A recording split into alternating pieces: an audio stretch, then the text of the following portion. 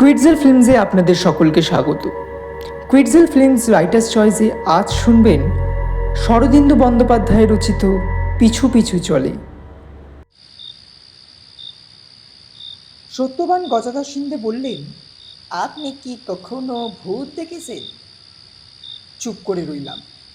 যারা ভূত দেখেছে তারা অন্যকে ভূত দেখাতে পারে না, সুতরাং নাস্তিকদের কাছে হাস্য সম্পদ হয়। আজকাল নাস্তিকদের যুগ চলছে, অতএব সাবধানে থাকা ভালো। সত্যবান সিন্ধে পুনায় আমার প্রতিবেশী, আমার সমবয়সী। এককালে সুপুরুষ ছিলেন, এখন জীর্ণশীর্ণ চেহারা। আমার সঙ্গে বেশি ঘনিষ্ঠতা ছিল না, কিন্তু এক পাড়ায় থাকতে গেলে হাসি কথা শিষ্টতার বিনিময় করতে হয়। তিনি কোনো এক বীমা কোম্পানিতে চাকরি করতেন, বর্তমানে অবসরপ্রাপ্ত। গত পৌষ মাসে হপ্তাখানেক দারুণ শীত পড়েছিল। একদিন সন্ধ্যার পর আমি দোর জানলা বন্ধ করে একখানা বই নিয়ে বসেছি, এমন সময় দোরের ঘণ্টি বেজে উঠল। দোর খুলে দেখি সত্যবান। তার মাথায় পাগড়ির মতো স্কার্ফ জড়ানো, গায়ে আলোয়ান, তবু ভদ্রলোক শীতে কাঁপছেন। একটু আশ্চর্য হলাম, কিন্তু আপ্যায়ন করে এনে বসালাম। আসুন, এবার বেজায় শীত পড়েছে। তিনি দন্তবাদ্য থামিয়ে এদিক ওদিক চাইলেন, তারপর প্রশ্ন করে বসলেন, আপনি কি কখনো ভূত দেখেছেন? আমাকে নিরুত্তর দেখে তিনি বললেন, আমি বড় বিপদে পড়েছি। আপনি ভূতের গল্প টল্প লেখেন শুনেছি, তাই ভাবলাম। চাকরকে কফি তৈরি করবার হুকুম দিয়ে বললাম, কি ব্যাপার বলুন দেখি, আপনি ভূত দেখেছেন নাকি? তিনি অনেকক্ষণ চোখ বড় করে বসে রইলেন, তারপর বললেন, ভূত কিনা ঠিক বুঝতে পারছি না। আপনি কি ভূত দেখেননি? বললাম, চোখে দেখিনি, কিন্তু অন্য ইন্দ্রিয় দিয়ে অনুভব করেছি। আর তা সে কীরকম? গন্ধ পেয়েছি, শব্দ শুনেছি, এমনকি স্পর্শ পর্যন্ত পেয়েছি। সত্যবান সিন্ধে গুম হয়ে গেলেন। তার চোখের অজানিতের আতঙ্ক দুঃস্বপ্নের মতো জেগে রইল। জিভ পোড়ানো গরম কফি সত্যবান সিন্ধে এক চুমুকে খেয়ে ফেললেন। তারপর আলোয়ানটা গাঢ়ভাবে গায়ে জড়িয়ে নিয়ে বললেন, তবে আপনাকে আমার গল্পটা বলি, আপনি হয়তো বিশ্বাস করবেন না।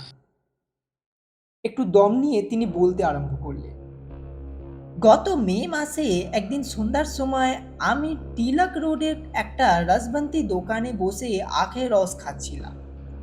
আপনি তো জানেন গরমকালে এখানে ভোলা জায়গায় পাখরির বেড়া দিয়ে ঘিরে আখ মারাইয়ের যন্ত্র বসায়। এমন সময় নজরে পড়ল, বেড়ার ফটকের কাছে দাঁড়িয়ে একটা লোক এক দৃষ্টিতে আমার দিকে তাকিয়ে আছে। বুড়া লোক, দিন দরিদ্র বেশ, মাথায় ঝাঁকড়া চুল, মুখে ছাপকা ছাপকা দাড়ি গো, আঁখ দুটো জলজল করছে।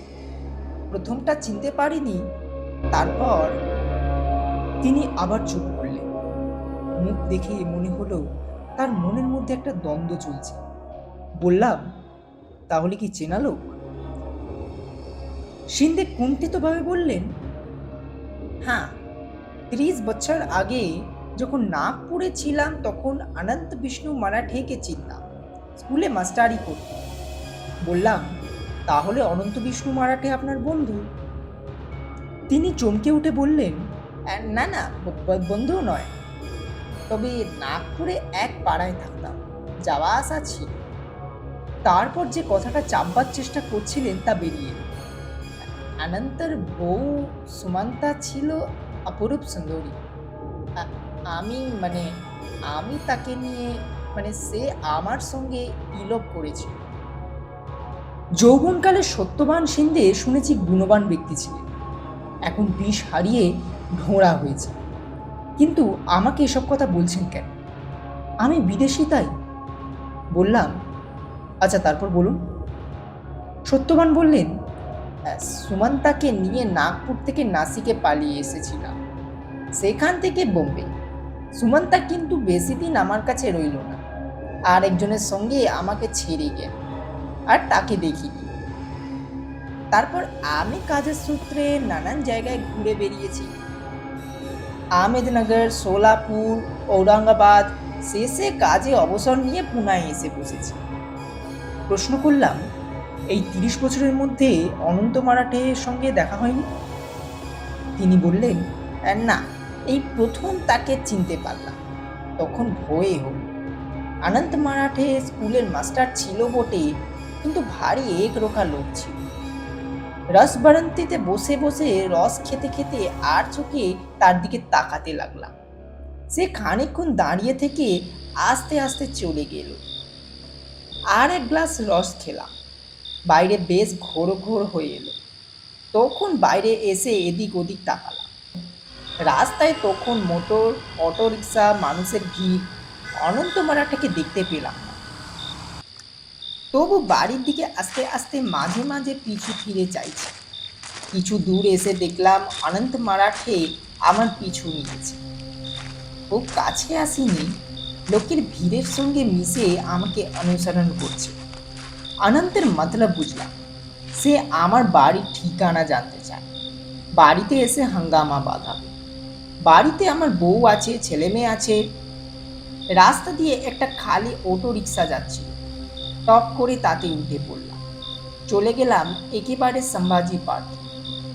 সেখানে একটা বেঞ্চিতে অন্ধকারে বসে রইলাম।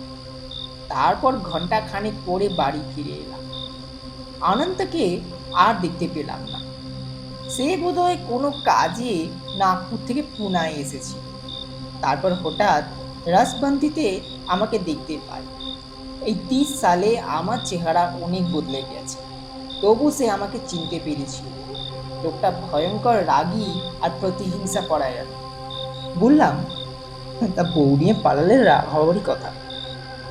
সিন্ধে বললেন, আর দেখুন, আমার দোষ ছিল সন্দেহ নাই, কিন্তু দোষ আমার একার নয়। অনন্তের বউটা ছিল যাকে বলে জ্যোতিষশাস্ত্রে প্রবিকীর্ণকমা বিকীর্ণ মন্থনা পংশ্চলি। আপনি জ্যোতিষশাস্ত্র জানেন নাকি? আর জানি। আপনার কষ্টি আছে, একদিন দেখব। যা হোক, তারপর 3 দিন আর বাড়ি থেকে বেরোলাম না। ভাবলাম 2-3 দিনের মধ্যে আনন্দ কাজ সেরে নাগপুরে ফিরে যাবে। প্রথম যেদিন বেরোলাম সেদিন অনন্তকে দেখতে পেলাম না। তারপর দিন লক্ষ্মী রোডে গিয়েছি কিছু কেনাকাটার জন্য। দেখি অনন্ত আমার পিছু নিয়েছে। তার হাতে একটা মোটা লাঠি। ভয় পেয়ে গেলাম। কি করি?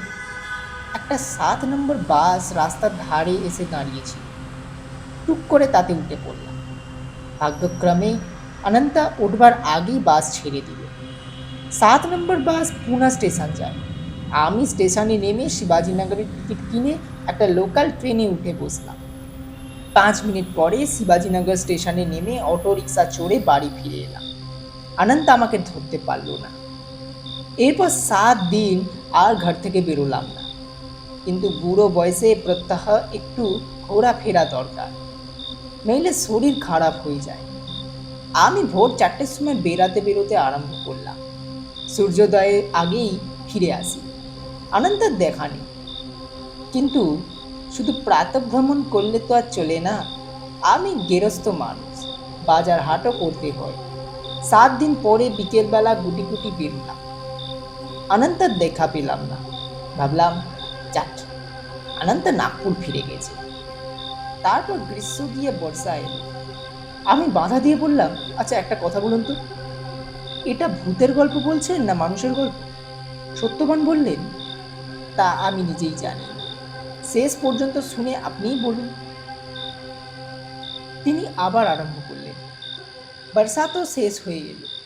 আমি বেশ নিশ্চিন্ত হয়েছি। পুনার বৃষ্টি বোম্বের মতো নয়, ঝিরঝিরে বৃষ্টি, কদাচিৎ তোরে পাউস নামে। একদিন আমি ছাতা নিয়ে মুন্ডাই গেছি শাক সবজি কিনতে।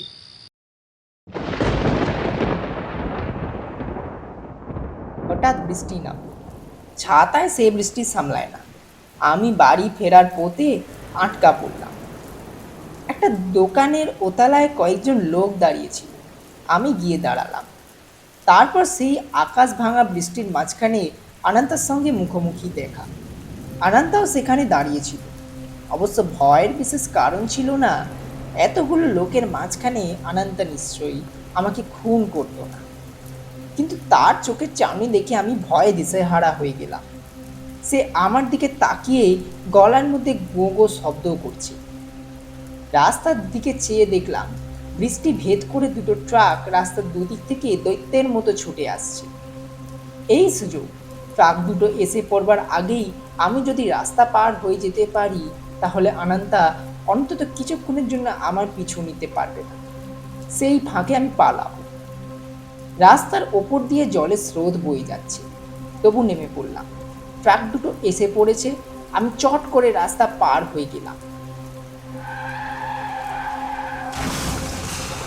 তারপরে শুনতে পেলাম ট্রাকের ব্রেক কষার কড়কড় শব্দ। পিছন দিকে তাকিয়ে দেখি মাঝখানে রক্তারক্তি কাণ্ড। দুটো ট্রাকই দাঁড়িয়ে পড়েছে আর তাদের মাঝখানে অনন্তার রক্ত দেহটা পড়ে আছে। তার একটা হাত ট্রাকের নিচে বিচ্ছিন্ন হয়ে ছিটকে পড়েছে।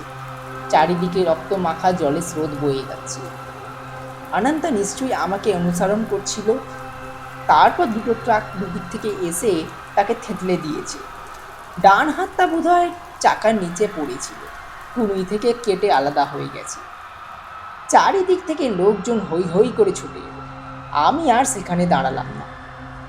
এরকম একটা বীভৎস দৃশ্য চোখে দেখলে মানুষ প্রাণে আঘাত লাগে। মনে হলো অনন্তা মরেছে, আমার হার জিতিয়েছে, আমি মুক্তি পেয়েছি। মাসখানেক ভারী আনন্দে কেটে গেল। বর্ষা গিয়ে শীত এলো। আমি শীতকালে পাহাড়ের মাথার পার্বতী মন্দিরে উঠি। আগে রোজ উঠতাম, আজকাল হপ্তাহে একদিন, তার বেশি উঠতে পারি না। রোজ 150 সিঁড়ি ভেঙে ওঠার আর শক্তি নাই। একদিন সন্ধ্যার সময় পার্বতী মন্দিরের পাহাড়ে উঠছি। এই শিখরটা পেশাদার আমলের দুর্গ ছিল। এখন তার 14 হাত চওড়া প্রকার ভাঙা অবস্থায় পড়ে আছে। আমি গিয়ে পশ্চিম দিকের প্রাকারের কিনারায় পা ঝুলিয়ে বসলাম। ঠিক পায়ের তলায় পার্বতী পাহাড়ের গা প্রায় খাড়া নিচে নেমে গিয়েছে। সূর্যাস্তের পর আকাশে রঙের খেলা আরম্ভ হয়েছে। আমি সেই দিকে তাকিয়ে বসে রইলাম। হঠাৎ মনে হলো আমার পাশে কে যেন বসে আছে। আর ফিরিয়ে দেখি অনন্তা। তার একটা হাত কুলুম থেকে কাটা। সে আমার দুহাত দূরে বসে কটমট করে আমার দিকে তাকিয়ে আছে। ভয় আমার দিক বিদিক জ্ঞান রইল না। তারপর কি করে যে পার্বতী পাহাড় থেকে নেমে এসেছিলাম তা আমি নিজেই জানি। সিঁড়ি দিয়ে নামতে নামতে পিছু ফিরে দেখবার সাহস হয়নি, কিন্তু মনে হচ্ছে অনন্তা পিছনেই তেড়ে আসছে, এখনই ঘাড়ে লাফিয়ে পড়বে। পার্বতী পাহাড় থেকে নেমে আমি এক ছুটে নিজের বাড়ি ঢুকে পড়লাম।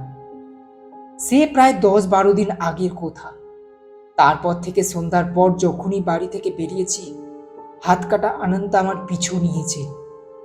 বেশি কাছে আসে না, 8-10 হাত দূর থেকে আমায় অনুসরণ করে, কিন্তু দিনের বেলা তাকে দেখতে পাই না। তাই সন্ধ্যের পর আর বাড়ির বাইরে থাকি না। আজ এক বন্ধুর বাড়িতে সত্যনারায়ণ পুজো ছিল। সন্ধ্যার আগেই সেখানে গিয়েছিলাম। ভেবেছিলাম তাড়াতাড়ি ফিরে আসব, কিন্তু পাল্লায় পড়ে দেরি হয়ে গেল। সেখান থেকে বেরিয়ে বেশ জোরে জোরে পা চালিয়ে দিলাম। আপনার এদিকটা রাত্রিবেলা বেশ নির্জন, কিন্তু এদিক দিয়ে এলে শীঘ্রই হয়, তাই এই পথে নিলাম। বেশি দূর আসতে হলো না, দেখি অনন্তা নিঃশব্দে আমার পিছু নিয়েছে। অন্ধকারে অস্পষ্ট ছায়ার মতো মূর্তি। প্রথমটা দূরে দূরে, তারপর ক্রমশ কাছে আসছে। উটি পড়ি করে ছুটে চলেছি। বুকের রক্ত শুকিয়ে গিয়েছে। যদি হোঁচট খেয়ে পড়ি আর উঠতে হবে না, হার্ট ফেল করে মরে যাব। পা দুটো অবশ হয়ে আসছে। আপনার বাড়ির সামনে যখন এলাম, তখন অনন্তা প্রায় আমার ঘাড়ের কাছে এসে পড়েছে। দেখলাম আপনার সদরে আলো জ্বলছে। আর দ্বিধা করলাম না, এখানেই ঢুকে পড়লাম। নিজের বাড়ি পর্যন্ত যাবার আর সাহস হলো না। সত্যবান সিন্ধে চুপ করলেন। আমিও খানিকক্ষণ চুপ হয়ে রইলাম। শেষে বললাম, দেখুন, যে অনন্ত ট্রাক চাপা পড়েছিল সে জ্যান্ত মানুষ, কারণ প্রেত গাড়ি চাপা পড়েছে এমন কখনো শোনা যায়নি। সত্যবান বললেন, কিন্তু কিন্তু তারপরে বলা শক্ত। প্রেত হতে পারে, মানুষও হতে পারে। ভেবে দেখুন, অনন্তর হাত কাটা গিয়েছিল বটে, কিন্তু তার প্রাণটা হয়তো শেষ পর্যন্ত বেঁচে গিয়েছিল। কিন্তু কিন্তু আমি যে খবরের কাগজে মৃত্যু সংবাদ পড়েছি, যেদিন দুর্ঘটনা হয় তার পরের দিন সকালবেলা বেরিয়েছিল, লিখেছিল অনন্ত ঘটনাস্থল থেকে হাসপাতালে পৌঁছানোর আগেই মারা গিয়েছিল। তাই নাকি? তাহলে তাছাড়া বিবেচনা করে দেখুন, আমি সেদিন পার্বতী পাহাড়ে ভাঙা পাঁচিলের কিনারায় বসেছিলাম। অনন্ত যদি মানুষ হতো তাহলে সে পিছন দিক থেকে আমাকে ঠেলে খাদে ফেলে দিত, আমি মরে যেতাম। ও যে আমার পিছনে লেগেছে, ওর উদ্দেশ্য আমার মৃত্যু ঘটানো। জ্যান্ত অবস্থায় আমাকে মারতে পারিনি, এখন ভূত হয়ে মারবে। আপনি বলুন এখন কি উপায়? কেমন করে অনন্তর হাত থেকে উদ্ধার পাবো? ভূতের হাত থেকে উদ্ধার পাওয়ার উপায় আমার জানা নেই। চাল পড়া সর্ষে পড়া আজকাল আর চলে না। অনেক ভেবে বললাম, এদেশের পিণ্ডদানের কোনো ব্যবস্থা আছে? সত্যবান একটু নিরাশভাবে বললেন, আছে। পেন্টারপুরে পিণ্ডি দেওয়া হয়, আরও দু একটা জায়গা আছে, কিন্তু অত দূরে যাওয়া কি সম্ভব? অনন্ত আমার পিছু নেবে? তা বটে। দুজনে মুখোমুখি বসেই চিন্তা করতে লাগলাম। বাঘের হাত ছাড়ানো যায়, জঙ্গলে না গেলেই হলো। কুমিরকে এড়িয়ে চলা যায়, নদীতে না নামলেই হলো। কিন্তু অশরীরীর হাত থেকে নিস্তার নেই। এইসব ভাবছি বটে, কিন্তু মনে সংশয় যাচ্ছিল না। সত্যি ভূত বটে তো? ভয় পেলে মানুষ ঝোপে ঝোপে বাঘ দেখে। হঠাৎ বৈদ্যুতিক আলোটা মিটমিট করে চোখ দিল। এই রে, এবার বুঝি আলো নিভবে। পুনায় এমন প্রায়ই হয়, হঠাৎ অকারণে আলো নিভে যায়, তারপর কখনো 5 মিনিট, কখনো 2 ঘন্টা অন্ধকারে বসে থাকে। আলো নিভল না, 2-4 বার মিটমিট করে স্থির হলো। কিছুক্ষণ পরে সদর দরজার ঘন্টি ক্ষীণভাবে একবার বেজে উঠেই থেমে গেল। এত রাত্রে আবার কে এলো? উঠে গিয়ে সদর দরজা খুললাম। সদর দরজার মাথায় আলো আছে। দেখলাম একজন লোক দোরের সামনে দাঁড়িয়ে আছে। ধোপার পাটে আঁচড়ালে যেমন দেখতে হয় সেই রকম চেহারা। তার ডান হাতটা কুমির থেকে কাটা। লোকটা ঝাঁকড়া ভুরুর তলা থেকে আমার দিকে তাকিয়ে আছে। আমার হৃদযন্ত্রটা ধরফর করে উঠল। তারপর আলো নিভে গেল। আমি হাঁপিয়ে উঠে বললাম, কে? কিন্তু সাড়া পেলাম না। 2 মিনিট পরে আবার আলো জ্বলে উঠল। দেখলাম লোকটা চলে গেছে। সে রাত্রে সত্যবান সিন্ধিকে টর্চ হাতে নিয়ে বাড়ি পৌঁছে নিয়ে গেলাম। এই কাহিনী লেখা শেষ করবার পর আজ খবর পেলাম সত্যবান সিন্ধে পেন্টারপুর যাচ্ছিল, পথে হার্ট ফেল করে মারা গেছে।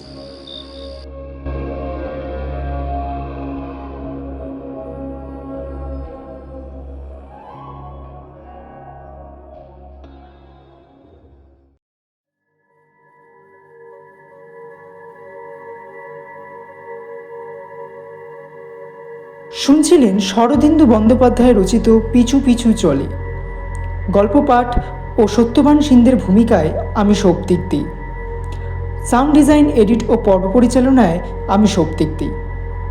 পোস্টার ডিজাইনে স্বাগত বাসু। আমরা আরও একটি রোমাঞ্চকর গল্প নিয়ে ফিরে আসবো খুব শীঘ্রই। অসংখ্য ধন্যবাদ আমাদের সঙ্গে থাকার জন্য।